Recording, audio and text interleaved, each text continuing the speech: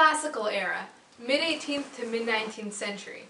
At least for the West, this time period was very significant historically because it was the era of both the American and French revolutions, as well as the Enlightenment. Arts of this time were in the Rococo style. It was a very elegant style, but it had the potential to become overindulgent.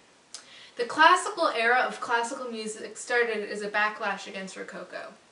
When we talk about the classical period of music here, we're not talking about classical music as a whole, as in, serious art music. We're talking about a period with a lot of influence from classical Greece and Rome.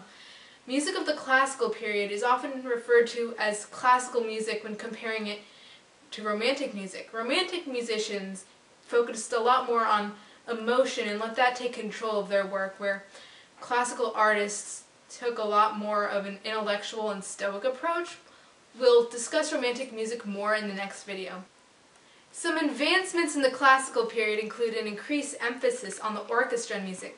Composers Haydn and Mozart helped to perfect what is known as the classical symphony. This symphony basically had 4 movements: an opening movement that was usually pretty lively, a slow lyrical passage, a minuet or some other dance sequence, and a finale. Also, some focus shifted to Vienna a bit as a European center of music. Classical composers include Haydn, Mozart, like I mentioned, and Schubert. Beethoven was composing during this period, but he was really more of a bridge between the classical and romantic eras, so you could classify him as really either, and we'll talk about that romantic period in the next video. Bye!